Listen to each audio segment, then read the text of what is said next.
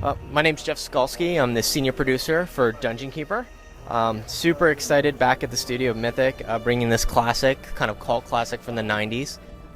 It's basically, it's good to be bad. Horny is back.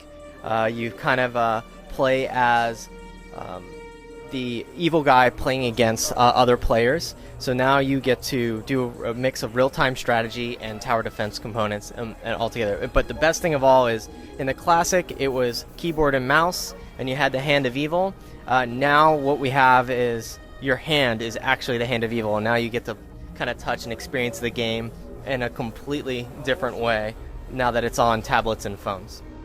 So right off the bat, we start to introduce the player to this kind of new mechanic and the humor of Dungeon Keeper.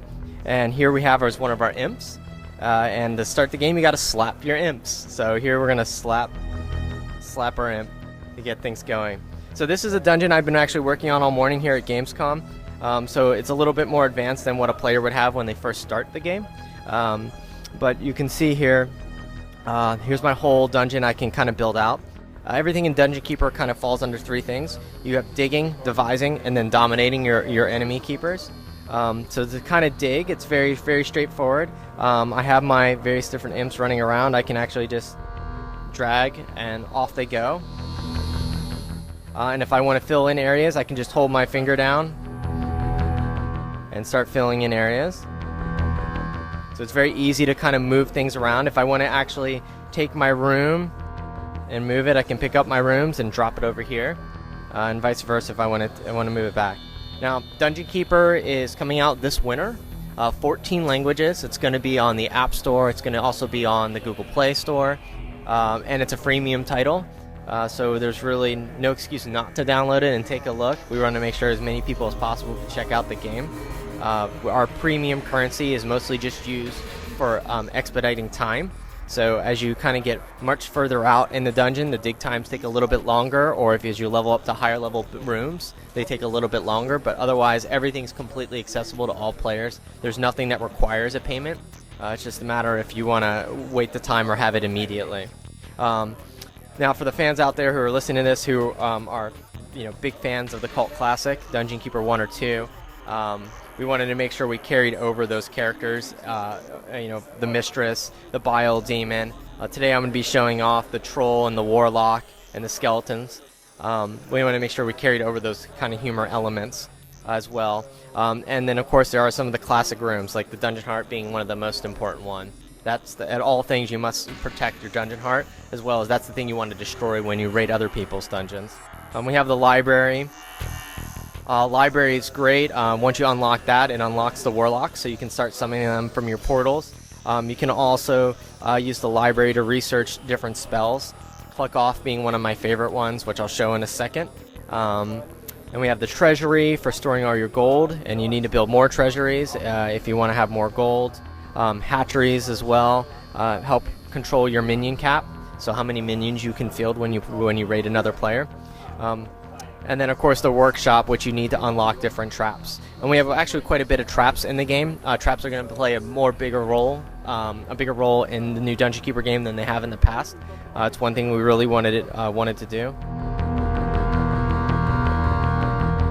So traps are definitely going to play a bigger role in the new Dungeon Keeper. You can actually easily move your traps around, strategically place them. Here's one of our cannon traps. Basically it fires in all cardinal directions, north, south, east, and west. So that's actually this is a better location for me to drop this, so this way it'll shoot all directions. You play against other players. When you want to raid, after you build out your dungeon and you're ready to kind of take on some new challenges, you can look for other players, and we kind of matchmake you with proper power evil level. And then we also have a single player campaign that you can play through, much like you could in the classics. And then we have a daily raid, which is kind of a new challenge we push out every day to see how well your defenses are in your dungeon. Can you handle 10 waves of Warlocks or 10 waves of Trolls?